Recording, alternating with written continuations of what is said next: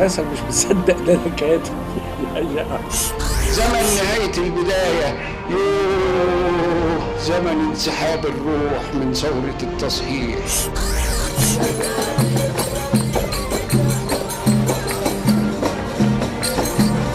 عايز تخش الوان قهوه؟ والله الالوان دي كانت جديده. انا بشتغل.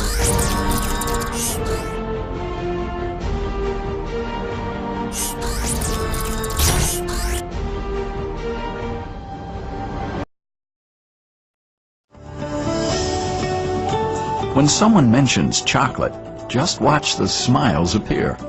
This magical food, shared and enjoyed to celebrate our happiest occasions, has held a special place in our lives for more than 2,000 years. Even scientists refer to it as Theobroma cacao, the food of the gods.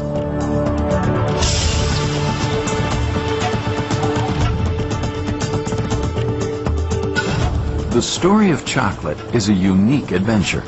It begins deep in the tropical forest, travels through the sacred rituals of the Aztecs and the intrigue of European royalty, and emerges into our modern popular culture.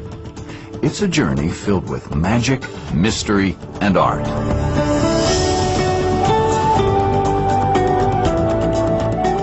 With its roots in the tropical rainforest, the cacao tree has been part of human culture for 2,000 years.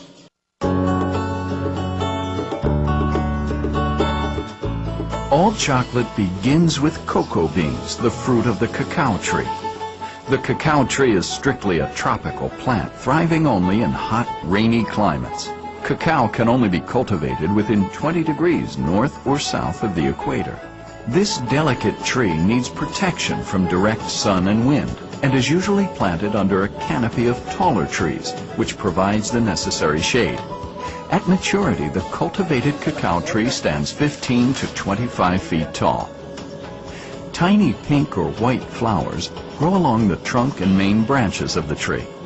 Of the thousands of flowers that grow on a single tree, less than 10% develop into mature fruit. These oval-shaped pods contain the seeds that will become cocoa beans. The pods grow directly from the trunk and major branches of the trees. At first, the pods are green or maroon in color. The pods ripen to a bright yellow gold or orange. After harvesting, the pods are split open, and about 50 light yellow-colored seeds are scooped out, along with a sugary gelatin-like pulp, and placed in sturdy sacks or other containers. The gathered seeds and pulp are left to ferment for about 5 days. The seeds undergo biochemical changes during this time. Flavor develops, bitterness subsides, and the light yellow seeds turn a rich shade of brown. Once fermented, the cacao seeds become cocoa beans, and they begin to develop the familiar flavor and aroma of cocoa. Like any moisture-filled fruit, the beans must be dried to be preserved. Spread on racks or mats, the beans are turned frequently during this 5 to 7 day process. This can be done on the farm or at a processing plant. The dried beans, now called raw cocoa, are bagged, taken to market, and shipped to chocolate manufacturers worldwide.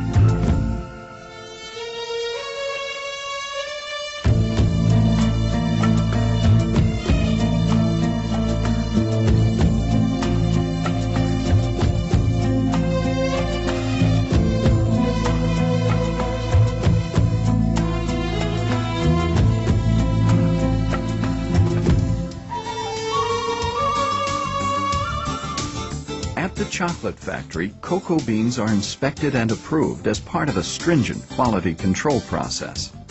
All incoming raw materials must be tested before they enter the manufacturing facility to make sure that only wholesome, high-quality ingredients are used to make chocolate. Quality control continues during production, where chocolate samples are carefully analyzed throughout the process.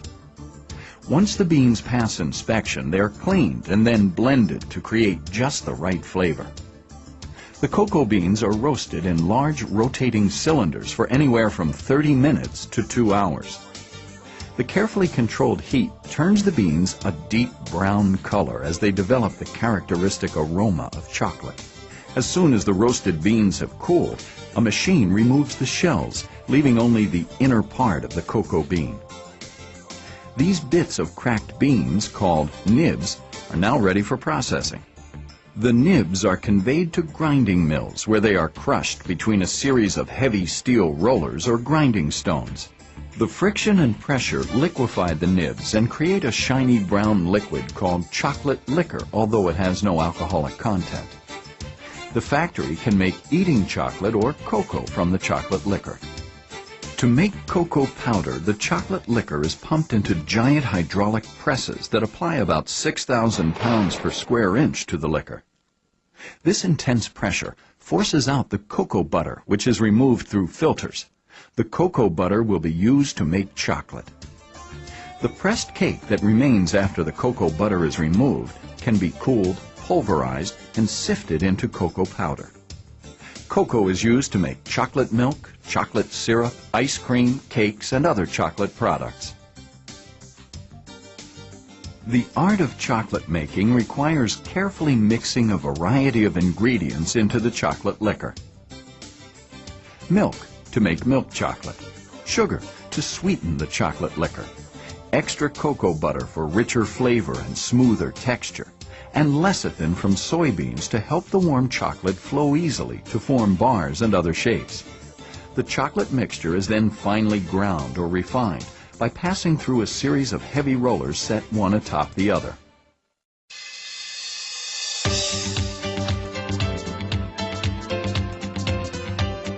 Conching is a flavor development process that can last a few hours to several days, depending upon the desired outcome.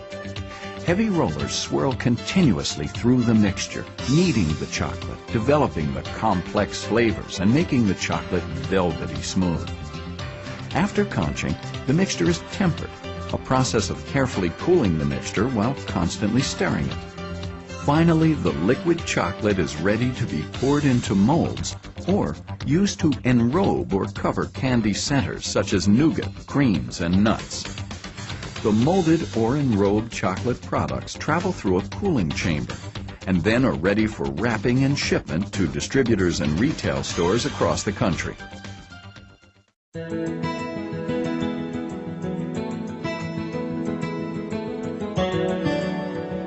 Chocolate can be a part of any healthy, active lifestyle, and some of the latest research points to potential health benefits from certain types of cocoa powder and dark chocolate. Chocolate is a complex plant food, and it's high in antioxidant compounds called flavonoids. And cocoa powder and dark chocolate are especially rich in these antioxidants. These antioxidants may have protective effects against certain diseases, including heart disease. Over the years, scientists have erased many myths about chocolate. For instance, did you know that chocolate contains very little caffeine? A typical chocolate bar contains about the same amount of caffeine found in a decaffeinated cup of coffee. Does chocolate make children hyperactive? According to medical professionals, sweet foods do not cause hyperactivity. The likely cause of excitability is the excitement of the event at which sweet foods are eaten. What about chocolate and migraine headaches? Again, the research studies conducted on foods and migraines show chocolate is not a significant cause of migraines. Chocolate also is not a major cause of dental cavities. All foods that contain starch or sugar, including everything from cookies and pretzels to cereal and bread, have the potential to cause cavities. In fact, dental research shows that the naturally occurring vegetable fat in chocolate allows it to clear the teeth faster than other foods, making it less likely to stay in contact with the teeth and cause decay. Chocolate's a fun food, and it certainly can fit into any healthy diet and lifestyle, eaten in moderation. There are no good foods nor bad foods. It's the overall diet that's important. Equally important is physical activity to help us burn the calories we consume and maintain a healthy weight.